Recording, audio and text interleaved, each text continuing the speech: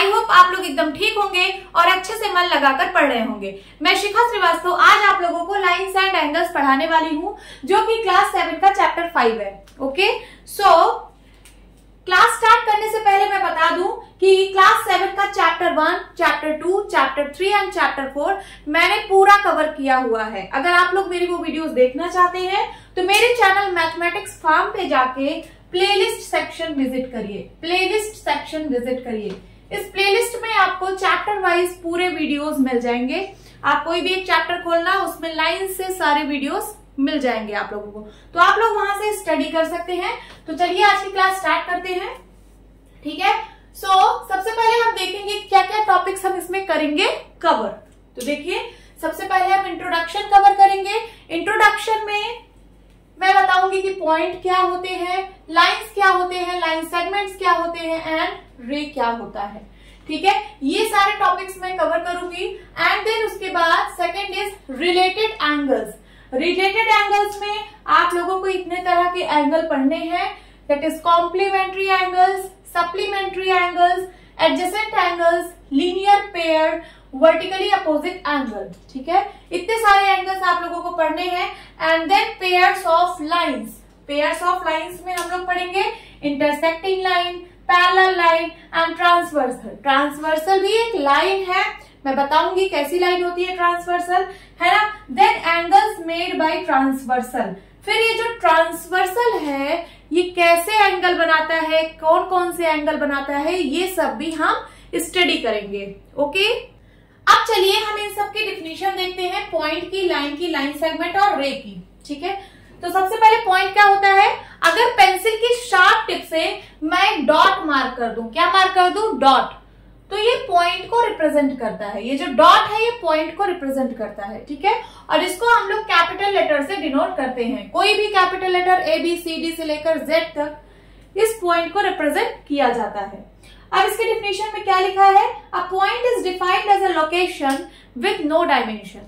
ये जो पॉइंट है ये एक लोकेशन को बताती है। किसको, लोकेशन को। आप लोगों ने गूगल मैप में देखा होगा, जैसे आपका कोई फ्रेंड लखनऊ में है तो उसकी लोकेशन कैसे बताती है, ऐसे बताती है। यहाँ पे एक पॉइंट से ये बताता है कि लखनऊ में है ना। तो ये क्या है, पॉइंट एक लोकेशन बताता है और इसकी कोई डायमेंशन नहीं होती है and is represented by A dot, और इसको एक डॉट से हम लोग रिप्रेजेंट करते हैं, ठीक है। देन लाइन क्या होता है, a line is a straight path which has no end points.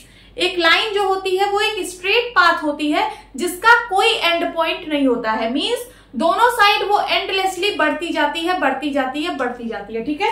कैसे, जैसे मैं यहां पे बना रही हूं, ये देखिए ये लाइन है, ये इस साइड भी एंडलेसली बढ़ती जा रही है और इस साइड भी एंडलेसली बढ़ती जा रही है। ये एक स्ट्रेट पाथ है जिसका कोई एंड पॉइंट नहीं है, ये कहीं पे एंड नहीं होता, ठीक है। This is a line. And then line segment क्या होता है, a line segment is a straight path which has two end points। अब ये भी एक स्ट्रेट पाथ है बट इसका 2 एंड पॉइंट होता है।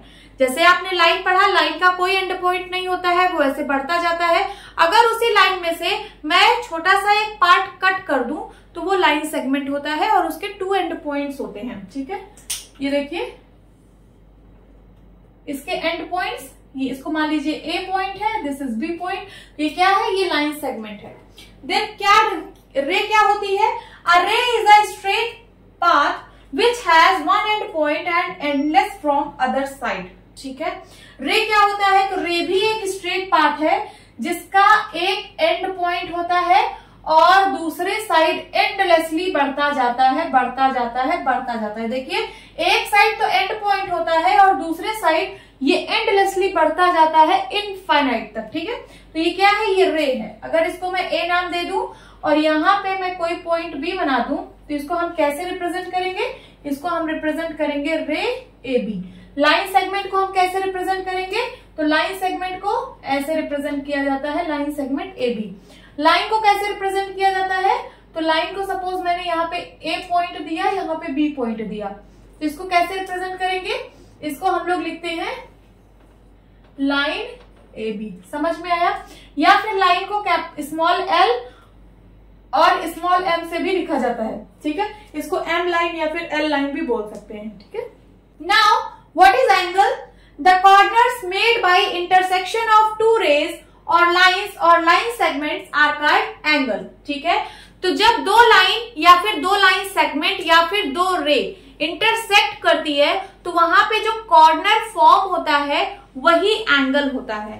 जैसे यहाँ पे देखिए, मैंने यहाँ पे दो रे बनाई है, this is first ray and this is second रे, तो इसके बीच में जो कॉर्नर फॉर्म हुआ है यही एंगल है। ठीक है, अगर मैं इसको O नाम दे दूं, O पॉइंट बोल दूं, इसको A पॉइंट बोल दूं और इसको B पॉइंट दे दूं, ठीक है, तो इस एंगल का क्या नाम होगा?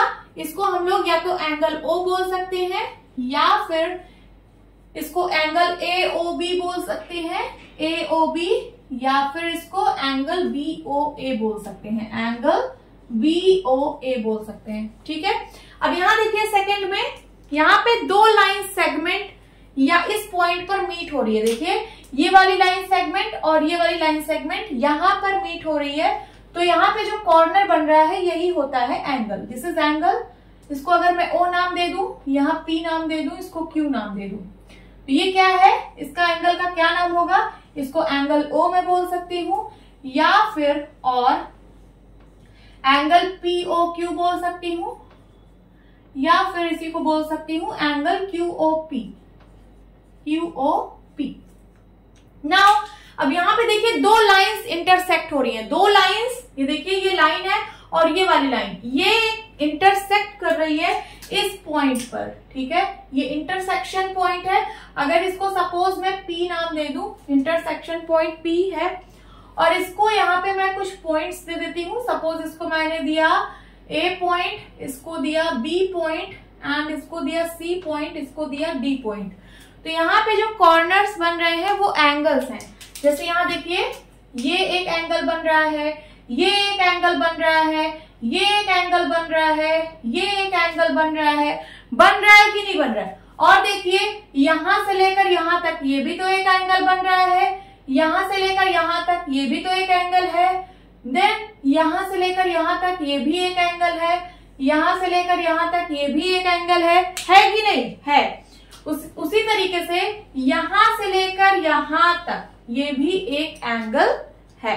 ओके, अगर मैं यहाँ पे इस एंगल का नाम लिखूं, ये छोटे छोटे एंगल्स, एक मैं और डायग्राम यहाँ पे ड्रॉ करती हूँ। ये देखिए, ये जहां पे इंटरसेक्ट कर रहे हैं, ये वाला एंगल, ये वाला एंगल, ये वाला एंगल और ये वाला एंगल, इसका नाम क्या होगा? सो this is point P and point ABCD। ठीक है, ये लाइन AD है और ये लाइन BC है, ये एक दूसरे को इंटरसेक्ट कर रही है P पॉइंट पे। तो यहाँ पे क्या क्या एंगल बने हैं? तो देखिए this is angle APB, angle APB। किस एंगल की बात हो रही है? APB मीन्स ये वाले एंगल की बात हो रही है। देन उसके बाद एंगल APC, एंगल APC, ये देखिए इस वाले एंगल की बात हो रही है, APC। Then angle CPD, CPD इस वाले एंगल की बात हुई, and then CPB, DPB, angle DPB, ये किस एंगल की बात हो रही है? तो DPB, ये इस वाले एंगल की बात हो रही है। ये जो यहाँ पे चार एंगल मैंने बनाए हैं, इसके नाम ये हैं। Okay, now types of angles. कितने टाइप्स के एंगल्स होते हैं? So acute angle, obtuse angle, right angle, straight angle, reflex angle and full angle. क्या होते हैं ये सारे एंगल्स, इसके बारे में डिस्कशन करते हैं। एक्यूट एंगल क्या होता है? जो 90 डिग्री से छोटा होता है। 90 डिग्री से छोटे सारे एंगल्स को हम लोग एक्यूट एंगल बोलते हैं। तो यहां लिखिए लेस देन 90 डिग्री। 90 डिग्री क्या होता है? तो 90 डिग्री मैं बना देती हूं, ये होता है 90 डिग्री, यहां से लेकर यहां तक। अब इससे छोटे सारे एंगल जो होते हैं वो एक्यूट एंगल होते हैं। मींस यहां से लेकर यहां तक ये एंगल एक्यूट एंगल होगा, क्योंकि ये 90 से छोटा है। 90 यहां तक था, यहां से लेकर यहां तक, और ये एंगल जो है ये 90 से छोटा है ना। ये 70 डिग्री या फिर 80 डिग्री या फिर 75 डिग्री, ये ऐसा कुछ दिख रहा है, तो ये एक्यूट एंगल है। उसी तरीके से ये वाला जो मैंने एंगल बनाया यहां से लेकर यहां तक, ये भी क्या है, ये भी एक्यूट एंगल है क्योंकि ये 90 से छोटा है। अब ऑब्ट्यूज एंगल क्या होता है, तो ऑब्ट्यूज एंगल 90 डिग्री से तो बड़ा होता है बट 180 डिग्री से छोटा होता है। 180 डिग्री कैसे बनता है, तो 180 डिग्री एक स्ट्रेट लाइन पे बनता है। यहां अगर मैं स्ट्रेट लाइन बना दूं, पीछे मैं डॉटेड कर रही हूं क्योंकि 180 डिग्री हमें नहीं बनाना, हमें 180 से छोटा बनाना है, ठीक है। तो मैंने एक स्ट्रेट लाइन बनाई, इस पे जो एंगल बनेगा वो 180 डिग्री का बनेगा, यहां से लेकर यहां तक, है ना। बट हमें इससे छोटा चाहिए, हमें 90 से बड़ा और 180 से छोटा चाहिए। अब एक 90 का भी यहां मैं डॉटेड लाइन से बना लेती हूं, ये देखिए, यहां से लेकर यहां तक ये 90 डिग्री है और यहां से लेकर यहां तक 180 डिग्री है। अब ये जो ऑब्ट्यूज एंगल है ये 90 से तो बड़ा है, 180 से छोटा है, मींस यहां कहीं लाई करेगा, यहां कहीं, है ना। तो मैं बना देती हूं, ये वाला एंगल देखिए, ये वाला, ये 90 से बड़ा है और 180 से छोटा है, तो ये ऑब्ट्यूज एंगल है। उसी तरीके से ये एंगल, ये 90 से तो बड़ा है और 180 से छोटा है, इसलिए ये भी क्या है, ये भी एक ऑब्ट्यूज एंगल है, यहां से लेकर यहां तक। ओके, अब राइट एंगल क्या होता है, तो राइट एंगल एग्जैक्ट 90 डिग्री को बोलते हैं, एग्जैक्ट 90 डिग्री। पहले यहां इसकी डिफिनेशन लिख दीजिए, ऑब्ट्यूज एंगल क्या होता है, तो ग्रेटर देन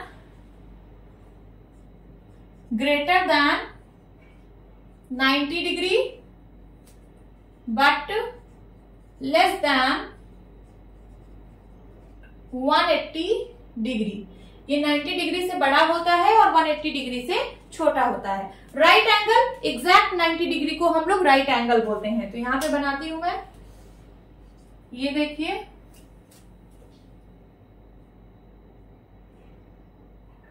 एग्जैक्ट 90 डिग्री बन गया।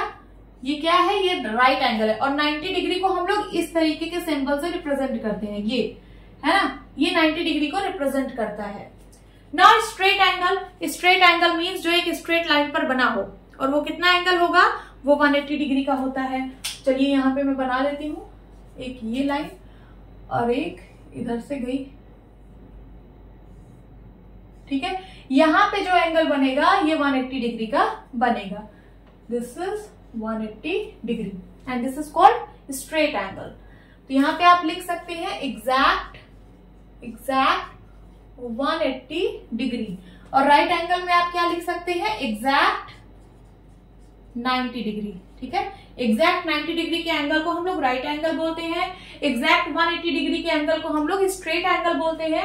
एंड देन रिफ्लेक्स एंगल क्या होता है, तो रिफ्लेक्स एंगल जो होता है वो 180 डिग्री से बड़ा होता है, 180 डिग्री से बड़ा होता है। यहां लिखिए ग्रेटर देन 180 डिग्री, और किससे छोटा होता है, 360 डिग्री से, क्योंकि कंप्लीट एंगल 360 होता है ना। तो ये जो रिफ्लेक्स एंगल है ये greater than 180 degree and less than 360 degree, less than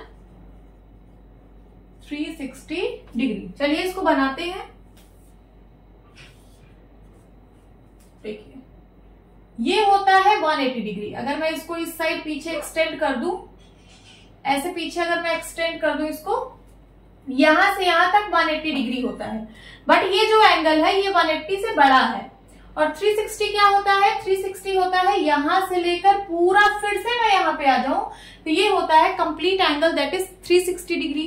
तो इससे तो छोटा होगा, मींस यहां से लेकर यहां कहीं तक आएगा, यहां कहीं तक आएगा, यहां कहीं तक आएगा, है ना, बट एग्जैक्ट 360 पर नहीं जाएगा। तो चलिए बनाते हैं, 180 से बड़ा मींस यहां कहीं एंगल आ सकता है, यहां कहीं आ सकता है, ये देखिए ये वाला एंगल, ये वाला एंगल, ये सब क्या है, ये सब 180 डिग्री से बड़ा है और 360 से छोटा है।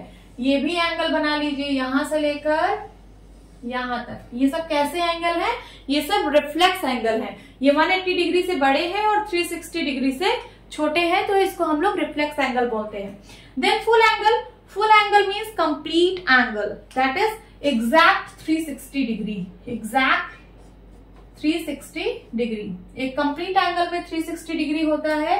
ये बनेगा कैसे, सो ये बनेगा ऐसे, ये क्या है, ये 360 डिग्री एंगल है।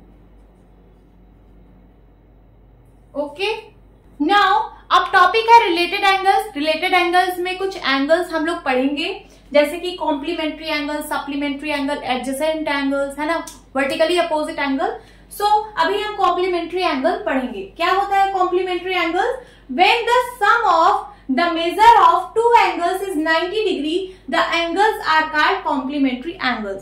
कोई भी दो एंगल अगर उसका सम 90 डिग्री हो जाए तो हम उन दोनों एंगल्स को कॉम्प्लीमेंट्री एंगल्स बोलते हैं। ठीक है, कोई भी दो एंगल जिनका सम 90 डिग्री हो उसको हम लोग कॉम्प्लीमेंट्री एंगल्स बोलते हैं। या फिर the two angles which make up a right angle are called complementary angle।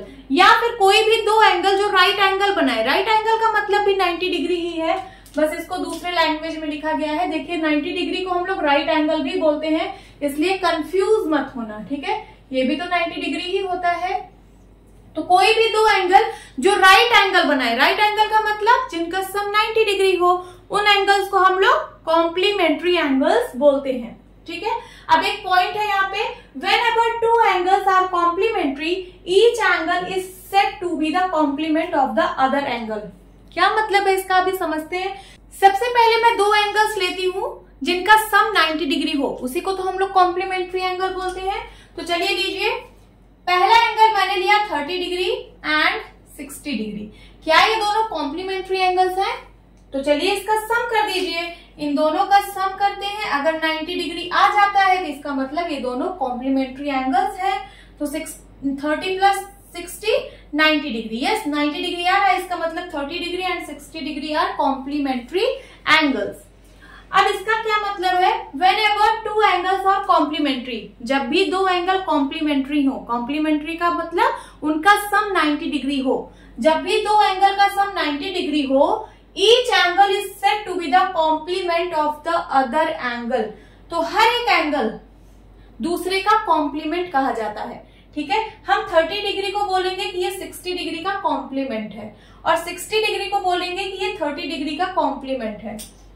आप यहां पे लिख सकते हो the complement of 30 degree is, क्या होगा, इज 60 डिग्री, है ना। 30 डिग्री का कॉम्प्लीमेंट 60 डिग्री होगा, and vice versa, vice versa का मतलब इसका उल्टा। The complement of 60 degree is 30 degree. समझ में आ रहा है? मीन्स हर एक एंगल दूसरे का कॉम्प्लीमेंट कहलाता है। 30 degree is the complement of 60 degree and 60 degree is the complement of 30 degree. अब आप कोई और दो एंगल बताइए जिनका सम 90 डिग्री हो। कोई दो एंगल बताइए, ये तो पहला हो गया, ये दोनों कॉम्प्लीमेंट्री एंगल्स हैं। कोई दो और बताइए। तो 45 डिग्री एंड 45 डिग्री, ये भी तो कॉम्प्लीमेंट एंगल्स हैं। क्यों? क्योंकि इनका सम अगर करेंगे 45 डिग्री प्लस 45 डिग्री, तो ये भी कितना आएगा, ये भी 90 डिग्री आएगा।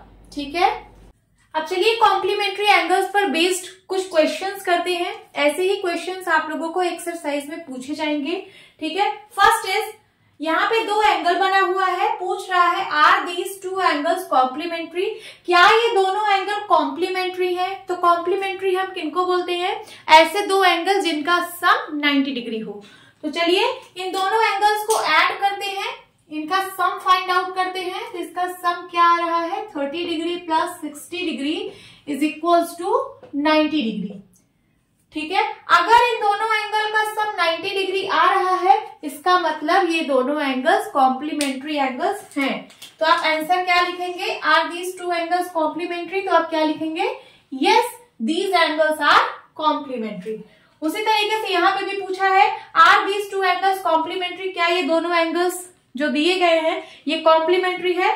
तो चलिए इसका सम निकालते हैं। Sum is equal to 35 degree plus 65 degree, add करिए 5 5 10, कैरी आया 1 7 8 9 10, कितना हो गया? 100 डिग्री हो गया। तो क्या 100 डिग्री 90 डिग्री के बराबर है? नहीं, 100 degree is not equals to 90 degree. So ये जो एंगल है ये कॉम्प्लीमेंट्री एंगल नहीं है, ये दोनों एंगल कॉम्प्लीमेंट्री एंगल नहीं है। तो आप क्या लिखोगे? Are these two angles complementary?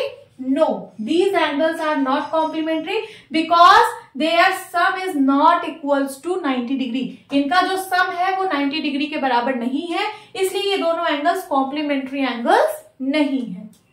Complementary angles में एक टाइप का और क्वेश्चन बनता है, जैसे कि ये वाला, what is the complement of 30 degree. 30 degree का कॉम्प्लीमेंट क्या होगा, है ना। ये वर्ड कॉम्प्लीमेंट मैंने इसको समझाया है अभी थोड़ी ही देर पहले, फिर से मैं बता देती हूं कि ऐसे दो एंगल्स जिनका सम 90 डिग्री हो, ऐसे दो एंगल्स जिनका सम 90 डिग्री हो, उन दोनों एंगल्स को हम लोग कॉम्प्लीमेंट्री एंगल्स बोलते हैं। और वो दोनों एंगल्स एक दूसरे के कॉम्प्लीमेंट कहलाते हैं। क्या कहलाते हैं? कॉम्प्लीमेंट कहलाते हैं। जैसे अगर मैं यहां पे लिखती हूं 30 डिग्री, 30 नहीं कुछ और ले लेती हूं, 45 या 40 ले लेती हूं, 40 डिग्री एंड 50 डिग्री, क्या ये दोनों कॉम्प्लीमेंट्री एंगल्स हैं? हैं। क्यों? क्योंकि इनका सम 90 डिग्री है। देखिए 40 डिग्री प्लस 50 डिग्री कितना होगा? 549, दिस इज 90 डिग्री। तो ये दोनों एंगल्स कॉम्प्लीमेंट्री हैं। अब अगर ये दोनों एंगल्स कॉम्प्लीमेंट्री हैं तो इस एंगल का कॉम्प्लीमेंट ये वाला एंगल होगा और इस एंगल का कॉम्प्लीमेंट ये वाला एंगल होगा। मींस 40 डिग्री का कॉम्प्लीमेंट 50 डिग्री और 50 डिग्री का कॉम्प्लीमेंट 40 डिग्री। ठीक है। अब यहां पे आपको 30 डिग्री पता है, इसका कॉम्प्लीमेंट पूछ रहा है, तो इसका कॉम्प्लीमेंट कैसे निकलेगा, है ना। तो आप 90 में से 30 को माइनस कर दीजिए, 90 डिग्री माइनस 30 डिग्री, ये कॉम्प्लीमेंट आ जाएगा 30 का, कितना आ जाएगा? 60 डिग्री। तो complement of 30 degree is 60 degree. यहां लिख लीजिए complement, complement of 30 degree is equals to 90 degree minus 30 degree is equals to 60 degree. 30 degree का कॉम्प्लीमेंट आ गया 60 degree. And then second question, what is the complement of 43 degree. तो यहां पे हो जाएगा complement of 43 degree is equals to 90 minus 43, है ना। 90 डिग्री में से 43 डिग्री सब्ट्रैक्ट कर दीजिए, आंसर आ जाएगा। 10 में से 7 गया, 10 में से 3 गया 7 एंड यहां बचा 8, 8 में से 4 गया 4, 47 डिग्री आ गया आंसर। तो 43 डिग्री का कॉम्प्लीमेंट कितना होगा? 47 डिग्री। अब यहां आप रीचेक भी कर सकते हैं कि ये जो 30 डिग्री का कॉम्प्लीमेंट आया 60 डिग्री और 43 डिग्री का कॉम्प्लीमेंट आया 47 डिग्री, इन दोनों का सम 90 डिग्री होना चाहिए। अगर 90 डिग्री है इसका मतलब आप लोगों ने कॉम्प्लीमेंट बिल्कुल सही निकाला है। तो 40 डिग्री और 47 डिग्री को ऐड करिए, 7 3 10 4 4 8 1 9, ना 90 डिग्री आ गया। उसी तरीके से 30 डिग्री और 60 डिग्री को ऐड करिए, कितना आएगा? 90 डिग्री। इसका मतलब आप लोगों ने कॉम्प्लीमेंट बिल्कुल करेक्ट निकाला है। Okay, now what is supplementary angle? When the sum of measure of two angle is 180 degree, the angles are called supplementary angles. जब दो एंगल का सम 180 डिग्री हो तो उन दोनों एंगल्स को सप्लीमेंट्री एंगल्स कहा जाता है। ठीक है, ऐसे दो एंगल्स जिनका सम 180 डिग्री हो तो उन दोनों एंगल्स को सप्लीमेंट्री एंगल्स कहा जाता है। ठीक है, तो यहां देखिए, ये मैंने कुछ एग्जाम्पल दिया है। यहां क्वेश्चन पूछ रहा है, आर दीज एंगल्स सप्लीमेंट्री? क्या ये दोनों एंगल सप्लीमेंट्री हैं? तो इसका सम निकालिए। अगर सम 180 डिग्री आ रहा है इसका मतलब ये दोनों एंगल सप्लीमेंट्री हैं। ठीक है, तो 60 डिग्री प्लस 120 डिग्री, इसका सम क्या आ रहा है? 180 डिग्री आ रहा है। इसका मतलब ये दोनों एंगल सप्लीमेंट्री हैं। तो आप क्या आंसर देंगे? Yes, 60 degree and 120 degree are supplementary angles, supplementary angles. Okay, then second is, इन दोनों का सम निकालिए। Sum is equals to 68 degree plus 112 degree. क्या सम आएगा? 8 प्लस 2 10, कैरी आया 1, 7 1 8 एंड 1, 180 डिग्री फिर से आ रहा है। इसका मतलब ये दोनों एंगल सप्लीमेंट्री हैं। तो क्वेश्चन पूछ रहा था आर दीज एंगल्स सप्लीमेंट्री, तो आप आंसर क्या देंगे? Yes, these angles are supplementary. And then third में एक एंगल 100 है, दूसरा एंगल 80 है, तो इसका सम फाइंड आउट करिए। इसका सम कितना आ रहा है? तो 100 degree plus 80 degree that is equals to 180 degree. फिर से इसका सम 180 डिग्री आ रहा है, इसका मतलब ये दोनों एंगल्स सप्लीमेंट्री एंगल्स हैं। तो आप क्या आंसर देंगे? Yes, these angles are supplementary angles. अब देखिए यहाँ पे एक पॉइंट लिखा है, इस पॉइंट को रीड करते हैं। Whenever two angles are supplementary, कभी भी अगर दो एंगल सप्लीमेंट्री हैं, each angle is said to be the supplement of the other। ठीक है, अगर दो एंगल सप्लीमेंट्री हैं तो जो पहला एंगल है वो दूसरे का सप्लीमेंट कहलाता है और जो दूसरा एंगल है वो पहले का सप्लीमेंट कहलाता है। Means each angle are said to be supplement of the other angle. ठीक है, अब इसी से रिलेटेड यहाँ पे एक क्वेश्चन पूछा गया है। क्वेश्चन है what is the supplement of 80 degree. आपको 80 डिग्री का सप्लीमेंट फाइंड आउट करना है। तो कैसे करेंगे? मैंने पढ़ा यहाँ पे कि अगर दो एंगल सप्लीमेंट्री हो तो पहला एंगल दूसरे का सप्लीमेंट होता है और दूसरा एंगल पहले का सप्लीमेंट होता है। तो यहाँ पे आपको एक एंगल दिया है, इसका सप्लीमेंट पूछ रहा है, तो कैसे निकालेंगे? यहां लिखिए सप्लीमेंट ऑफ 80 डिग्री किसमें से माइनस करेंगे? 180 डिग्री में से माइनस करेंगे। 180 डिग्री माइनस 80 डिग्री कितना आ जाएगा? 100 डिग्री। तो सप्लीमेंट ऑफ 80 डिग्री क्या आ गया? 100 डिग्री।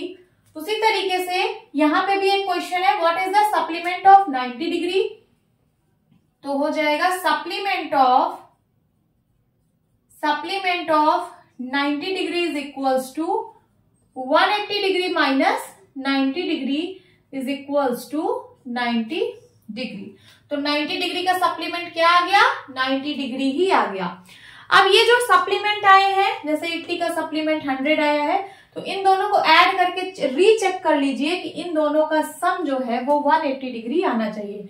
तो 80 और 100 का सम 180 डिग्री, बिल्कुल करेक्ट। उसी तरीके से 90 और 90 का सम 180 डिग्री, बिल्कुल करेक्ट। यही दो तरीके के क्वेश्चन यहाँ पे बनते हैं। या तो आपको दो एंगल दे देगा, पूछेगा क्या दोनों एंगल सप्लीमेंट्री है, तो दोनों को आप ऐड कर लेना। अगर उसका सम 180 डिग्री आ रहा है तो दोनों एंगल सप्लीमेंट्री है। देन सेकेंड टाइप का क्वेश्चन कि आपको एक एंगल दे देगा और पूछ लेगा कि उसका सप्लीमेंट क्या है, तो आप 180 में से इस एंगल को सब्ट्रैक्ट कर देना, जो भी एंगल आएगा वो इसका सप्लीमेंट होगा। ओके, अब चलिए क्वेश्चन सॉल्व करते हैं। क्या है question? The difference in the measure of to supplementary angles is 16 degree. यहाँ पे देखिए सप्लीमेंट्री एंगल्स की बात हो रही है। सप्लीमेंट्री एंगल्स हम लोग पढ़ चुके हैं, ऐसे दो एंगल्स जिनका सम 180 डिग्री हो वो दोनों एंगल्स सप्लीमेंट्री एंगल्स कहलाते हैं। ठीक है, तो the difference in the measure of to supplementary angles is 16 degree. Find the measure of angles. आपको एंगल बताना है कि क्या होंगे वो एंगल जिनका डिफरेंस 16 डिग्री होगा, है ना। तो कैसे करेंगे? हमें दोनों एंगल निकालना है, हमें एंगल्स नहीं पता है बट उसका डिफरेंस पता है 16 डिग्री। ठीक है, तो अगर सपोज कोई एंगल 30 डिग्री है तो इसका सप्लीमेंट कितना होगा? अगर कोई एंगल 30 डिग्री गिवन है, मैं बोलूं कि इसका सप्लीमेंट क्या होगा, तो आप लोग कैसे फाइंड आउट करते हो? इसको 180 में से सब्ट्रैक्ट कर देते हो। 180 डिग्री माइनस 30 डिग्री, जो भी आए इसको सब्ट्रैक्ट करने पे वो इसका सप्लीमेंट होगा, है ना। उसी तरीके से अगर मैं बोलूं 60 डिग्री का सप्लीमेंट क्या होगा, तो 180 डिग्री माइनस 60 डिग्री आप लोग करोगे, है ना। जो भी आंसर आएगा इसका सप्लीमेंट होगा। उसी तरीके से अगर मैं बोलूं 80 डिग्री का सप्लीमेंट क्या होगा, तो आप लोग कहोगे 180 डिग्री माइनस 80 डिग्री, जो भी इसको सॉल्व करने पे आएगा वो इसका सप्लीमेंट होगा। ठीक है, अगर मैं बोलूं कि x एक एंगल x है तो इसका सप्लीमेंट क्या होगा? इसका सप्लीमेंट होगा 180 डिग्री माइनस x। समझ में आ रहा है कि नहीं? बिल्कुल समझ में आ रहा होगा। अगर एक एंगल x है तो उसका सप्लीमेंट होगा 180 माइनस x। ठीक है, अब यहां पे आपको एंगल मेजर करना था तो हम लोग एंगल को कुछ मान लेंगे। Let the angle be x। हमने मान लिया कि एक एंगल x है, इट्स सप्लीमेंट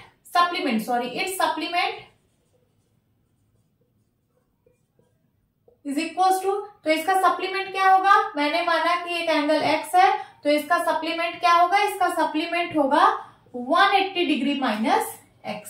समझ में आया? अब यहां लिखिए अकॉर्डिंग टू क्वेश्चन में दिया है कि डिफरेंस जो सप्लीमेंट्री एंगल का है वो 16 डिग्री है। तो यही दोनों तो है सप्लीमेंट्री एंगल्स, तो इनका जो डिफरेंस है वो 16 डिग्री है। तो डिफरेंस निकालिए, बड़े में से छोटे को सब्ट्रैक्ट करिए, तो यहां पे आएगा 180 degree minus x is equals to 16 degree. मैंने इन दोनों का डिफरेंस किया, डिफरेंस क्या आ रहा है, 16 डिग्री आ रहा है। अब आपके पास एक इक्वेशन बन चुकी है, इसको सॉल्व कर लीजिए, आपका आंसर आ जाएगा, आपको वो एंगल पता चल जाएगा। जब आपको एंगल पता चल जाएगा तो आप उसका सप्लीमेंट भी निकाल लोगे। चलिए सॉल्व करते हैं। ये हो जाएगा 180 डिग्री माइनस एक्स, और यहाँ पे भी minus x is equal to 16 degree. 180 degree minus का 2x is equal to 16 degree, है ना। हमें निकालनी x की वैल्यू है, तो माइनस का 2x इधर बचाइए, बाकी ये जो 180 है इसको इस साइड भेजते हैं।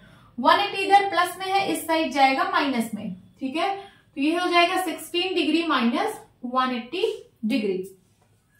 16 प्लस में है, 180 माइनस में है, नंबर सब्ट्रैक्ट हो जाएगा क्योंकि अपोजिट साइन है। तो 180 डिग्री में से 16 को सब्ट्रैक्ट करिए, 10 में से 6 गया 4, एंड यहां बचा क्या, यहां बचा 7 में से 1 गया 6 एंड 1 164 डिग्री आया। और इसका साइन क्या होगा, निगेटिव। क्यों? क्योंकि यहाँ पे 180 लार्ज नंबर है और लार्ज नंबर का साइन निगेटिव है, और इधर है माइनस का 2x। माइनस से माइनस कैंसिल आउट हो गया।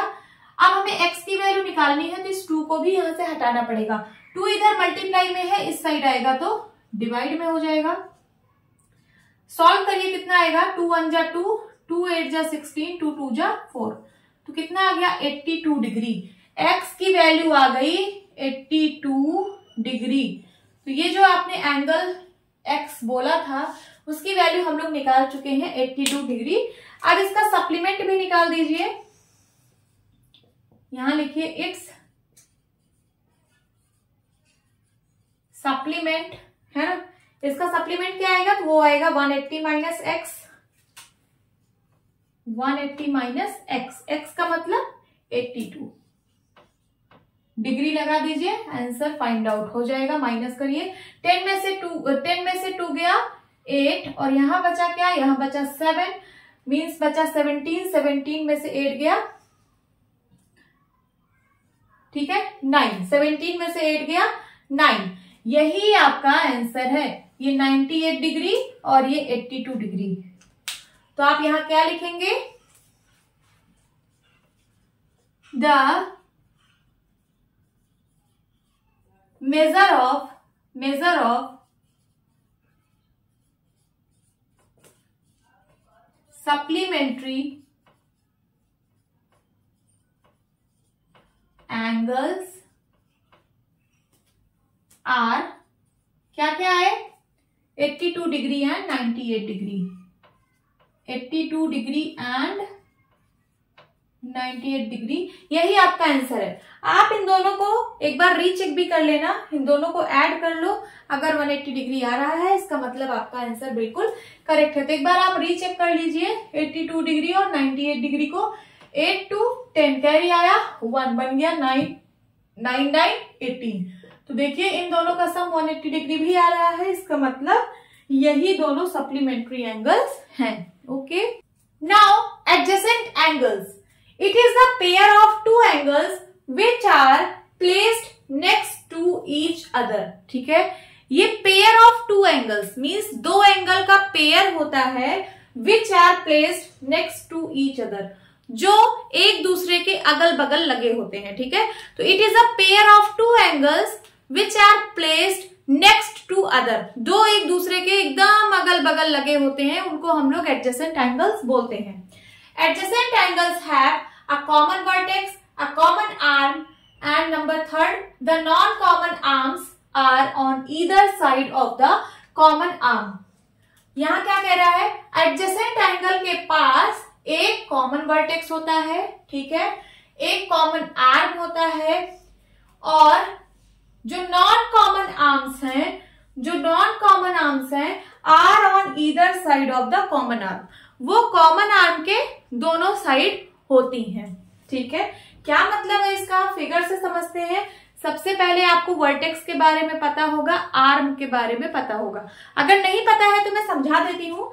एंगल किससे मिलकर बना होता है, एंगल दो रे से मिलकर बना होता है। यही है एंगल, है ना, ये एक रे और ये दो रे, और ये जिन दो रे से मिलकर बना होता है उसको हम लोग आर्म बोलते हैं। क्या बोलते हैं, आर्म। दिस इज आर्म, या फिर साइड बोलते हैं, बट यहाँ पे आर्म लिखा है तो मैं इसको आर्म लिखती हूँ। और ये जो पॉइंट है, ये जहां पे ये दोनों रे मीट कर रही है, इसको हम लोग वर्टेक्स बोलते हैं। क्या बोलते हैं, वर्टेक्स। समझ में आ गया होगा। अब यहां समझिए कि जो एडजेसेंट एंगल होते हैं उसके पास एक कॉमन वर्टेक्स होता है एंड कॉमन आर्म होता है।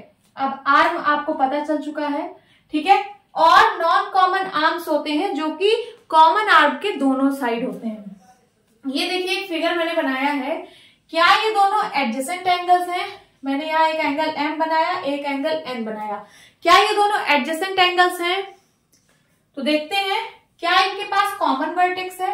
एक वर्टेक्स यहाँ पे है, एक वर्टेक्स यहाँ पे है, तो क्या ये दोनों कॉमन है, नहीं, कॉमन नहीं है, इसलिए ये एडजेसेंट नहीं है, नॉट एडजेसेंट, ठीक है। क्यों, क्योंकि इनके पास कॉमन वर्टेक्स भी नहीं है, कॉमन आर्म भी नहीं है। देखिए यहाँ पे कोई कॉमन आर्म है क्या, नहीं है, ठीक है, तो ये एडजेसेंट नहीं है। अब इस फिगर में आइए, तो इस फिगर में क्या आपको कॉमन वर्टेक्स दिख रही है, हाँ दिख रही है। ये जो एंगल ए है और बी है, क्या ये एडजेसेंट है, आपको ये बताना है। तो सबसे पहले आप देखिए क्या इसकी कॉमन वर्टेक्स है, हाँ है। एंगल ए का भी यही वर्टेक्स है और एंगल बी का भी यही वर्टेक्स है, तो ये कॉमन वर्टेक्स है दोनों एंगल के लिए। देन अ कॉमन आर्म, क्या इन दोनों एंगल्स की कोई कॉमन आर्म है, हाँ है। ये वाली आर्म, ये जो आर्म है ये दोनों एंगल के लिए कॉमन है। ये जो आर्म है ये दोनों एंगल के लिए कॉमन है, एंगल ए के लिए भी और एंगल बी के लिए भी, ठीक है। तो दिस इज कॉमन आर्म, यहां मैं लिख देती हूं कॉमन आर्म है ये। और ये क्या है, ये कॉमन वर्टेक्स है दोनों एंगल के लिए, कॉमन वर्टेक्स। अब third point, the non common arms. अब ये जो आर्म्स जो कॉमन नहीं है, are on the either side of the common arm, ये कॉमन आर्म के दोनों साइड होती हैं। देखिए ये वाली जो आर्म है और ये वाली जो आर्म है ये नॉन कॉमन है, कॉमन नहीं है ये, तो ये कॉमन आर्म के दोनों साइड होंगी, ठीक है, एक इस साइड और एक इस साइड। ये क्या है, ये नॉन कॉमन आर्म है, नॉन कॉमन आर्म। और ये भी क्या है, ये भी नॉन कॉमन आर्म है।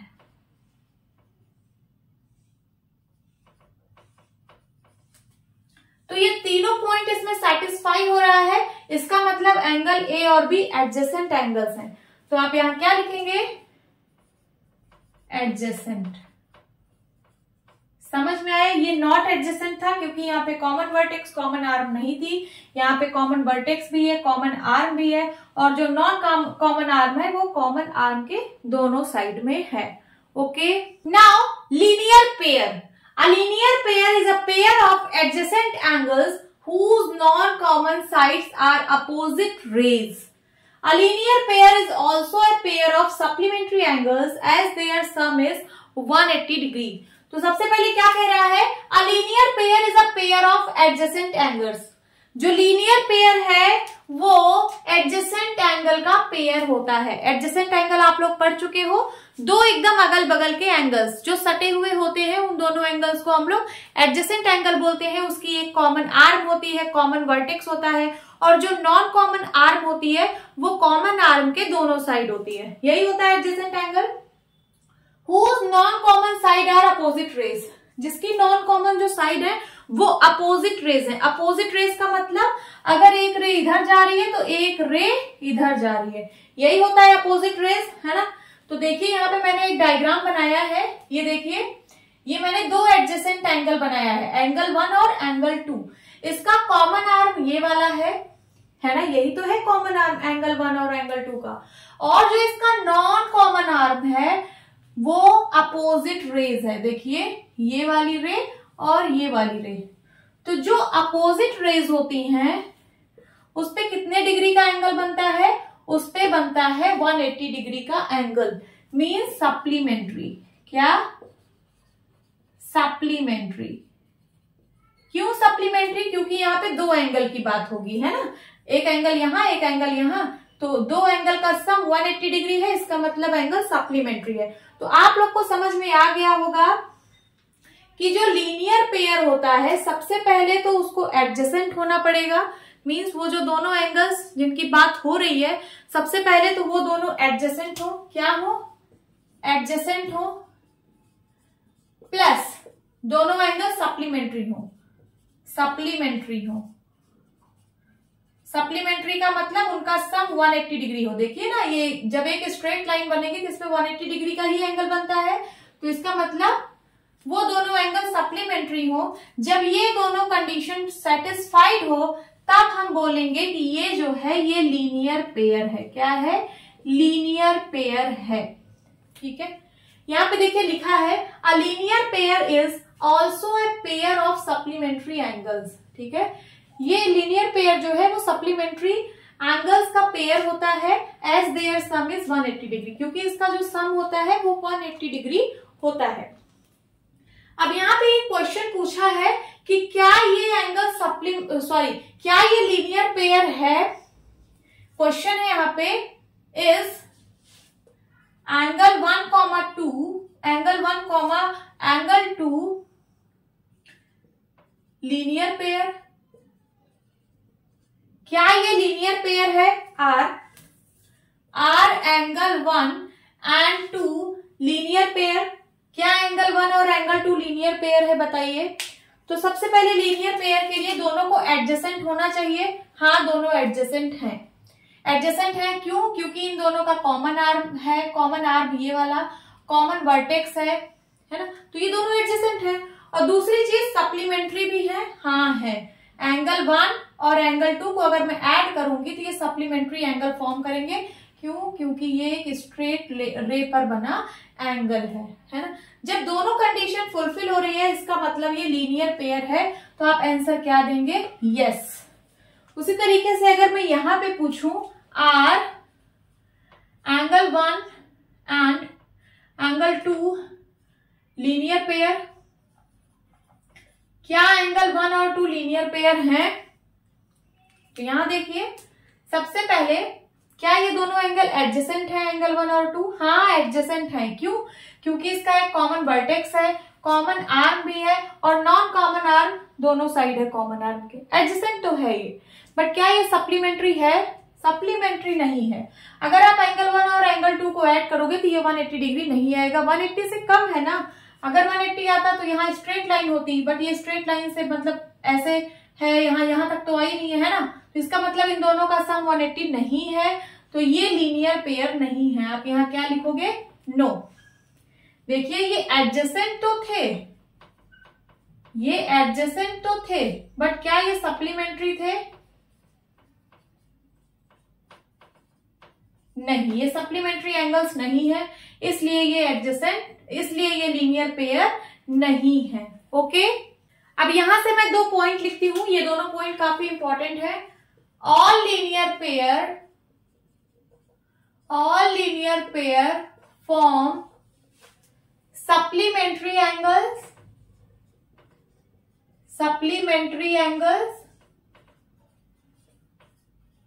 ठीक है। all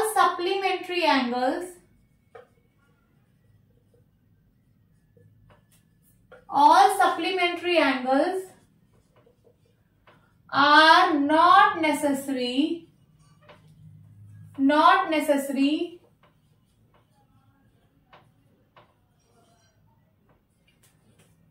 to form linear pair। क्या कहना चाह रहा है कि जितने भी लीनियर पेयर हैं वो सप्लीमेंट्री एंगल फॉर्म करेंगे। ठीक है, जितने भी लीनियर पेयर हैं वो सप्लीमेंट्री एंगल फॉर्म करेंगे, लेकिन सारे सप्लीमेंट्री एंगल लीनियर पेयर नहीं फॉर्म करेंगे। ठीक है, सारे supplementary angle linear pair form करें ऐसा जरूरी नहीं है। जैसे फॉर एग्जांपल देखिए, मैं यहाँ पे एक लीनियर पेयर बना रही हूं, ये देखिए this is a linear pair.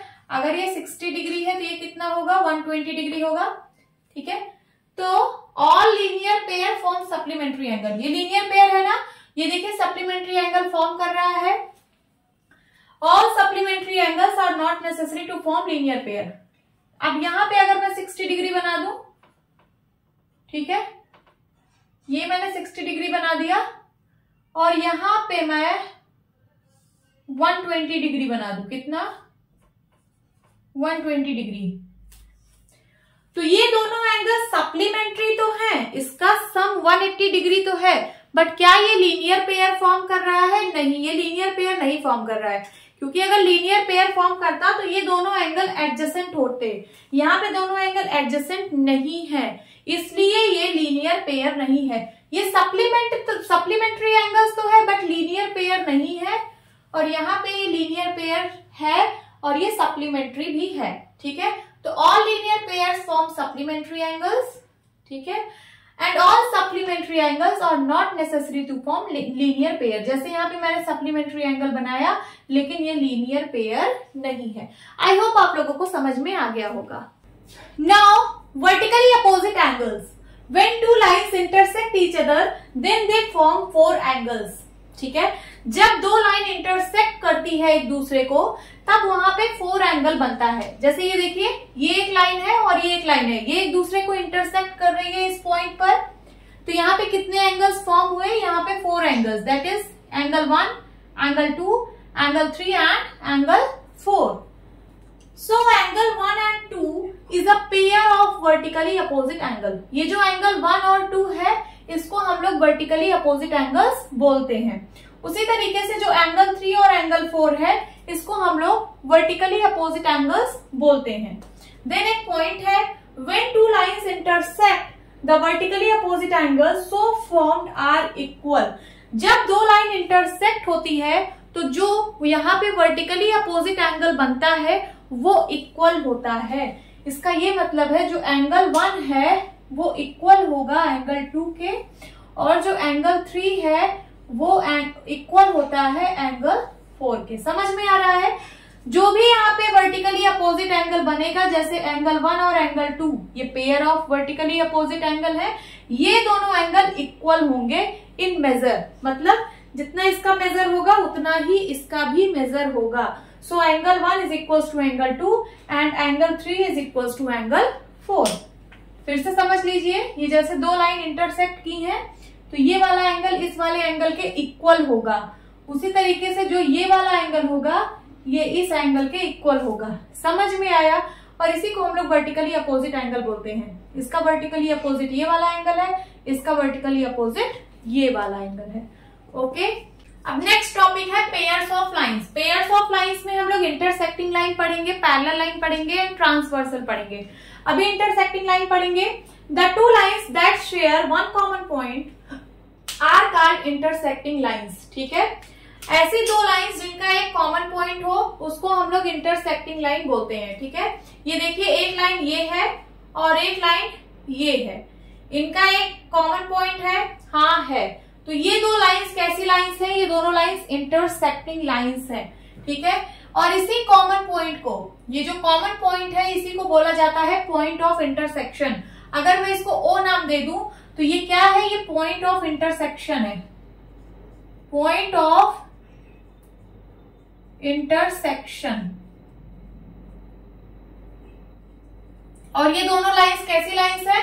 Intersecting lines हैं। ठीक है, तो इंटरसेक्टिंग लाइंस क्या होती हैं? ऐसी दो लाइन जिनका एक कॉमन पॉइंट होता है, जो एक कॉमन पॉइंट शेयर करती हैं उसको हम लोग इंटरसेक्टिंग लाइंस बोलते हैं। तो these lines are intersecting lines, और ये जो इसका कॉमन पॉइंट होता है उसको हम लोग पॉइंट ऑफ इंटरसेक्शन बोलते हैं। जैसे यहाँ पे हमने इसको पॉइंट ओ नाम दे दिया, तो ये जो पॉइंट ओ है ये पॉइंट ऑफ इंटरसेक्शन है। Okay, second is parallel lines. The straight lines that do not intersect at any point are called parallel lines. ठीक है, आप स्ट्रेट लाइंस बनाइए, जैसे ये मैंने स्ट्रेट लाइंस बनाई, ये बनाई, है ना, ये बनाई। सो स्ट्रेट लाइंस जो आगे जाकर कभी एक दूसरे को इंटरसेक्ट ना करे उनको हम लोग पैरेलल लाइंस बोलते हैं। ठीक है, ये देखिए, क्या ये आगे जाकर इंटरसेक्ट होगी? नहीं होगी। क्यों नहीं होगी? क्योंकि इसके बीच का गैप मैंने बराबर रखा है। अगर यहाँ ये 1 फीट का गैप है तो आगे कहीं भी जाओगे इसके बीच में 1 फीट का गैप मिलेगा, 1 फीट का गैप मिलेगा। मैंने गैप बराबर रखा है इसलिए ये पैरेलल लाइंस है। ये आगे जाकर कभी नहीं मिलेंगी, ये अपना ऐसे गैप मेंटेन रखेंगी, ऐसे आगे बढ़ती जाएंगी बट ये एक दूसरे को कभी नहीं मिलेंगी। इसका एग्जांपल आपको देखने को कहाँ मिलता है? तो ट्रैक, रेलवे ट्रैक, जो रेलवे ट्रैक होती है जिसपे ट्रेन चलती है वो पैरेलल लाइन का एग्जांपल है। आप लोग देखे होंगे इसके बीच का डिस्टेंस हमेशा बराबर रहता है, आप कहीं से भी देखें, है ना। जो इसका गैप होता है बीच का वो हमेशा बराबर रहता है। इसी पे ऐसे ट्रेन का जो पहिया होता है ऐसे इस पे चलता है ना। तो जो रेलवे ट्रैक है वो एग्जाम्पल है पैरेलल लाइंस का। ठीक है, so these are the parallel lines. Parallel lines एक दूसरे को कभी भी इंटरसेक्ट नहीं करती हैं, ये ऐसे सीधी चली जाती हैं, कभी एक दूसरे को नहीं मिलेंगी। ठीक है, ऐसी लाइंस को हम लोग पैरेलल लाइंस बोलते हैं। Now transversal, a line that intersects 2 or more lines at distinct points is called transversal. Transversal भी एक तरह की लाइन है। देखिए, a line, this is a line that intersect 2 or more lines at distinct points is called transversal. ये एक ऐसी line है जो 2 या 2 से ज्यादा लाइन को इंटरसेक्ट करती है एट डिफरेंट पॉइंट्स। जैसे यहाँ पे देखिए 2 लाइन है, ये मैंने बना दी एक ट्रांसवर्सल। ये जो ट्रांसवर्सल है इसको इंटरसेक्ट कर रही है डिस्टिंक्ट पॉइंट्स पे। ये देखिए, एक पॉइंट यहाँ पे और एक पॉइंट यहाँ पे, डिफरेंट पॉइंट पे इंटरसेक्ट कर रही है।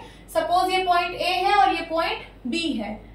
सो ये आपकी ट्रांसवर्सल है। ठीक है, यही आपकी ट्रांसवर्सल है। रेड वाली line is transversal, this is transversal. ठीक है, यहाँ पे 3 लाइन है, अगर मैं इनको इंटरसेक्ट करा दूं एक लाइन से, है ना, तो ये कौन सी लाइन है? ये ट्रांसवर्सल है। क्या है ये ट्रांसवर्सल है, transversal.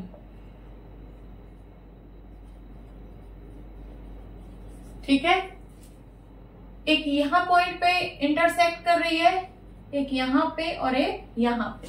So this is transversal. Okay, now angles made by transversal. ठीक है, यहाँ पे 2 लाइन है, that is line L and line M. इसको एक ट्रांसवर्सल इंटरसेक्ट कर रही है। ये देखिए, ट्रांसवर्सल टी इसको इंटरसेक्ट कर रही है। किस पॉइंट पर? इस पॉइंट पर और इस पॉइंट पर। तो यहाँ पे कुछ एंगल्स बन रहे हैं, एंगल 1 2 3 4 5 6 7 8, यहाँ पे कुछ एंगल्स बन रहे हैं। ठीक है, सो उस एंगल को कुछ कैटेगराइज किया गया है, जैसे interior angles, exterior angles, pair of corresponding angles, pair of alternate interior angles, pair of alternate exterior angles and pair of interior angle on the same side of transversal, और इसी को हम लोग को-इंटीरियर एंगल्स बोलते हैं। ठीक है, तो यहाँ पे इंटीरियर एंगल कौन कौन से हैं ये आपको बताना है। तो देखिए, इंटीरियर एंगल का मतलब होता है अंदर वाले एंगल। जैसे यहाँ पे एंगल 3 और एंगल 4, ये दोनों अंदर हैं कि नहीं? अंदर हैं। और ये 1 और 2 बाहर है। इंटीरियर में कौन है? एंगल 3 और 4। और यहाँ पे उसी तरीके से 5 और 6 इंटीरियर में है और 7 और 8 बाहर है, एक्सटीरियर में है। तो इंटीरियर में कौन कौन से एंगल हैं? एंगल 3, 4, 5 और 6। तो यहाँ पे लिख दीजिए इंटीरियर एंगल्स यहाँ पे कौन कौन से हैं।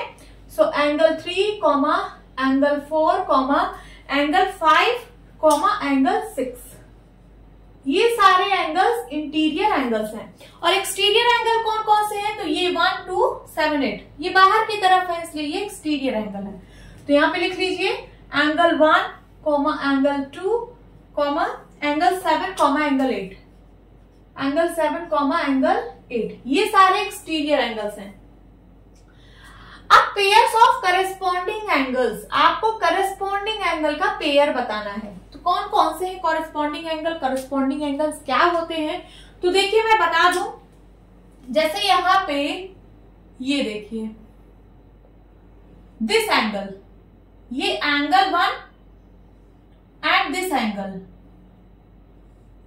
ये एंगल 5, ये भी ऊपर की तरफ है, ये भी इस लाइन के ऊपर है, दोनों लाइन के एक साइड है, ये ट्रांसवर्सल जो लाइन है ये एक साइड होने चाहिए, और अगर लाइन के ये वाला एंगल ऊपर है तो ये वाला भी लाइन के ऊपर होना चाहिए, ठीक है। तो एंगल 1 और एंगल 5 ये दोनों क्या है, ये दोनों करस्पॉन्डिंग एंगल्स हैं। तो यहां लिख दीजिए एंगल 1 एंड एंगल 5, ये करस्पॉन्डिंग है। और बताइए कौन कौन से करस्पॉन्डिंग है, ये देखिए ये वाला एंगल 2 इस वाले लाइन के ऊपर है, उसी तरीके से ये वाला एंगल 6 इस लाइन के ऊपर है ना। तो ये दोनों भी क्या है, ये दोनों भी करस्पॉन्डिंग एंगल्स हैं। ट्रांसवर्सल लाइन के एक साइड है, अगर ये लाइन के ऊपर है तो ये भी लाइन के ऊपर होगा, और ये दोनों एंगल क्या है, ये दोनों एंगल करस्पॉन्डिंग एंगल्स के पेयर हैं। तो यहां लिखिए comma angle 2 comma angle 6, angle 2 and angle 6, ठीक है। और कौन कौन से करस्पॉन्डिंग एंगल्स हैं, तो यहां देखिए अगर मैं लाइन के नीचे वाले एंगल की बात करूं दैट इज एंगल 3, और यहां भी लाइन के नीचे वाले एंगल की बात करूं दैट इज एंगल 7, ये भी करस्पॉन्डिंग एंगल है। तो यहां लिख दीजिए एंगल 3 एंड एंगल 7। उसी तरीके से यहां पे देखिए ये नीचे वाला एंगल दैट इज एंगल 4, और यहां पे ये नीचे वाला दैट इज एंगल 8। ये क्या है, ये दोनों करस्पॉन्डिंग एंगल्स हैं, पेयर ऑफ करस्पॉन्डिंग एंगल। कौन सा, एंगल 4 एंड एंगल 8। समझ में आया, पेयर ऑफ करस्पॉन्डिंग एंगल्स पता चला, हाँ पता चला। अब यहाँ पे pair of alternate interior angles बताना है। इंटीरियर एंगल आप लोगों को पता है कि यहाँ पे 3, 4, 5, 6 ये इंटीरियर एंगल्स हैं। अब अल्टरनेट इंटीरियर एंगल क्या होते हैं, तो देखिए इंटीरियर में ही देखना है, बाहर की तरफ नहीं देखना है। 1, 2, 7, 8 को नहीं देखना है, यहाँ 3, 4, 5, 6 में से देखना है। अल्टरनेट इंटीरियर एंगल्स होते हैं जैसे ये वाला एंगल 3 और ये वाला एंगल 6, ये क्या है, ये pair of alternate interior angle है जहां पे जेड का फॉर्मेशन हो। देखिए यहाँ पे जेड का फॉर्मेशन हो रहा है, ये देखिए जेड का फॉर्मेशन है, तो ये वाला एंगल और ये वाला एंगल ये क्या होते हैं, ये pair of alternate interior angles होते हैं। तो यहाँ पे एंगल 3 और 6 क्या है, pair of alternate interior angle है। तो लिख दीजिए एंगल 3 एंड एंगल 6। और कौन सा है, एक जेड इस तरीके से भी तो बन रहा है, ये देखिए ये है ना। तो ये वाला एंगल और ये वाला एंगल भी तो अल्टरनेट इंटीरियर एंगल है, हाँ है।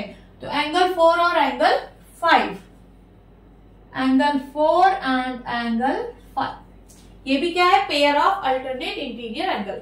अब आपको बताना है pair of alternate exterior angle. अब आपको इंटीरियर नहीं देखना, अब आपको एक्सटीरियर एंगल देखना है। 1, 2, 7, 8 इसमें से बताना है कौन सा pair of alternate exterior angle है। तो उसी तरीके से मैंने बताया जेड का फॉर्मेशन होगा, यहाँ देखिए ये है जेड, दिस इज जेड। आपकी ये वाला एक्सटीरियर एंगल ले लीजिए और ये वाला एक्सटीरियर एंगल ले लीजिए, ठीक है, जिगजैग में, जैसे यहाँ का और यहाँ का। तो एंगल 1 और एंगल 8 ये क्या है, pair of alternate exterior angle है, एंगल 1 एंड एंगल 8। और कौन सा है, angle 2 and angle 7, angle 2 and angle 7 ये भी क्या है, pair of alternate exterior angle. Then pair of interior angle on the same side of transversal. देखिए यहाँ पे इंटीरियर एंगल की बात हो रही है, तो आपको एक्सटीरियर पे ध्यान नहीं देना है, सिर्फ इंटीरियर में ही देखना है। अब कह रहा है pair of interior angle on the same side of transversal.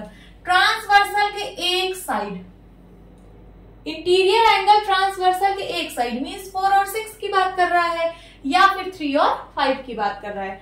तो यही होता है, इसको बोलते हैं एंगल 4 एंड एंगल 6, है ना। यही तो है pair of interior angle on the same side of transversal. ये देखिए एंगल 4 और एंगल 6।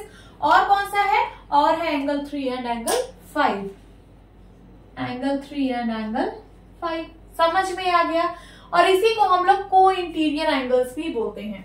ये जो एंगल है, ये वाला और ये वाला, इसको हम लोग या तो interior angle on the same side of transversal बोलते हैं, और या फिर को इंटीरियर एंगल इसी को बोला जाता है। एंगल 4 एंड एंगल 6 आर को इंटीरियर एंगल्स, उसी तरीके से एंगल 3 एंड एंगल 5 आर को interior angles.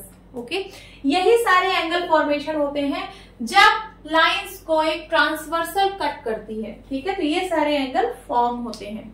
Now transversal of parallel lines. Parallel lines क्या होती है? पैरेलल लाइंस वो लाइंस होती हैं जो एक दूसरे को कभी इंटरसेक्ट नहीं करती हैं, एक दूसरे को कभी मीट नहीं करती हैं, मतलब एक दूसरे से कभी मिलती नहीं है, उनको हम लोग पैरेलल लाइंस बोलते हैं। एग्जांपल है रेलवे ट्रैक, जिसपे ट्रेन रन करती है। रेलवे ट्रैक ऐसे एकदम सीधा चला जाता है, सीधा चला जाता है, उनके बीच का गैप हमेशा मेंटेन रहता है। ठीक है, सो वही होता है पैरेलल लाइन। अब इसको एक ट्रांसवर्सल कट कर रही है। ये देखिए, ये लाइन एल और लाइन एम पैरेलल है। मैं यहाँ पे लिख देती हूँ, एल जो है वो पैरेलल है एम के, ये पैरेलल का साइन है। L parallel to M and T is the transversal, ये टी जो है ट्रांसवर्सल है। तो यहाँ पे फिर से वही सारे एंगल्स बन रहे हैं जो अभी हम लोगों ने देखा। क्या क्या? ये इंटीरियर एंगल्स है, ये चारों एक्सटीरियर एंगल्स है। 1 2 7 8 एक्सटीरियर है ना। और क्या? पेयर ऑफ करस्पॉन्डिंग एंगल्स हम लोगों ने पढ़ा। क्या? पेयर ऑफ करस्पॉन्डिंग एंगल, जैसे 1 5 2 6 3 7 4 8 है ना। ये क्या है? पेयर ऑफ करस्पॉन्डिंग एंगल्स है। और हम लोगों ने पढ़ा pair of alternate interior angles. कौन कौन से हैं? अल्टरनेट इंटीरियर ये दोनों है, जैसे 3 6 और 4 5। ठीक है, और pair of alternate exterior angle कौन कौन से हैं? तो 1 8 और 2 7। Then interior angle on the same side of transversal, तो ये है 4 और 6 3 और 5। ठीक है, सो हम लोग ये सारे एंगल्स पढ़ चुके हैं। तो अभी तक वहां पे हम लोगों ने देखा था कि वहां पे जो लाइंस थी वो इंटरसेक्टिंग लाइंस थी, है ना। अब यहाँ पे लाइन पैरेलल है तो कुछ तो डिफरेंस होगा, है ना। जब लाइन पैरेलल होती है तो ये जो मैंने पेयर्स पढ़े हैं, जैसे pairs of corresponding angles, pairs of alternate interior angle, pair of alternate exterior angle, ये सारे एंगल्स इक्वल हो जाते हैं। मींस करस्पॉन्डिंग एंगल्स इक्वल हो जाएगा एक दूसरे के, है ना। जब लाइंस पैरेलल हो और उनको एक ट्रांसवर्सल कट करे तो करस्पॉन्डिंग एंगल्स इक्वल होंगे, अल्टरनेट इंटीरियर एंगल्स इक्वल होंगे, अल्टरनेट एक्सटीरियर एंगल्स इक्वल होंगे। ठीक है, तो यहाँ पे देखिए, all the pair of corresponding angles और इक्वल। वही मैंने कहा कि जितने भी करस्पॉन्डिंग एंगल्स के पेयर हैं वो इक्वल होंगे। तो चलिए यहाँ पे लिखती हूं, जैसे ये एंगल 1 और एंगल 5, ये पेयर ऑफ करस्पॉन्डिंग एंगल है तो ये इक्वल होगा। तो यहाँ पे क्या होगा? Angle 1 is equal to angle 5। समझ में आ रहा है? उसी तरीके से ये दोनों पेयर ऑफ करस्पॉन्डिंग एंगल्स हैं, एंगल 2 और एंगल 6, तो यहाँ पे ये दोनों इक्वल होंगे। Angle 2 is equal to angle 6 and 3 और 7 पेयर ऑफ करस्पॉन्डिंग एंगल है, इक्वल हो जाएंगे। तो angle 3 is equal to angle 7 and 4 और 8 करस्पॉन्डिंग एंगल्स हैं तो ये भी इक्वल होंगे। That is angle 4 is equal to angle 8। अब यहाँ पे देखिए, all the pair of alternate interior angles are equal. जितने भी अल्टरनेट इंटीरियर एंगल के पेयर हैं वो भी इक्वल होंगे। तो अल्टरनेट इंटीरियर एंगल के पेयर क्या थे? 3 और 6, है ना। तो यहाँ पे एंगल 3 होगा इक्वल किसके? एंगल 6 के। और कौन सा है अल्टरनेट इंटीरियर एंगल? तो 4 और 5, यहाँ पे ये दोनों भी इक्वल होगा। Angle 4 is equal to angle 5। Then all the pair of alternate exterior angles are equal. जो पेयर ऑफ एक्सटीरियर एंगल्स है वो भी यहाँ पे इक्वल होंगे। कौन कौन से थे pair of alternate exterior angle? तो 1 और 8। तो एंगल 1 इज इक्वल टू होगा एंगल 8 के और एंगल 2 इज इक्वल टू होगा एंगल 7 के। समझ में आ रहा है? ठीक है, ये तो पेयर्स थे। अब ये जो 2 interior angle on the same side of transversal है, ठीक है, ये जो interior angles on the same side of transversal है, इसका सम सप्लीमेंट्री होगा। मींस इन दोनों का सम 180 डिग्री के बराबर होगा। वही लिखा है, the 2 interior angles on the same side of transversal will always supplementary. तो ये जो है एंगल 4 और एंगल 6 यही है interior angle on the same side of transversal. Transversal के एक साइड के इंटीरियर एंगल्स हैं 4 और 6, तो इनका सम होगा 180 डिग्री। हमेशा याद रखना, angle 4 plus angle 6 is equal to कितना होगा? 180 डिग्री होगा। बहुत इंपॉर्टेंट है, बहुत इंपॉर्टेंट है।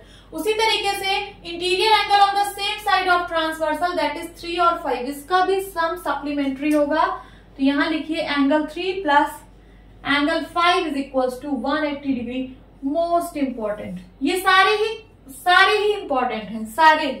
ठीक है, जब पैरेलल लाइन को ट्रांसवर्सल कट करती है तो ये सारी कंडीशंस होती हैं। ठीक है, जितने भी पेयर ऑफ करेस्पॉन्डिंग एंगल्स होते हैं वो सब इक्वल होते हैं, pair of alternate interior angle equal होते हैं, pair of alternate exterior angle equal होते हैं, and interior angle on the same side of transversal are supplementary.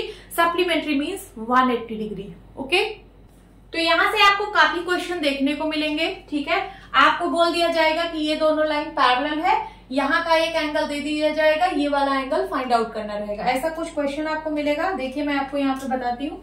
जैसे ये एक क्वेश्चन आ गया, यहाँ पे एक एंगल आपको दे देंगे कि दिस इज 80 डिग्री और ये वाला एंगल बताइए, तो आप कैसे बताएंगे?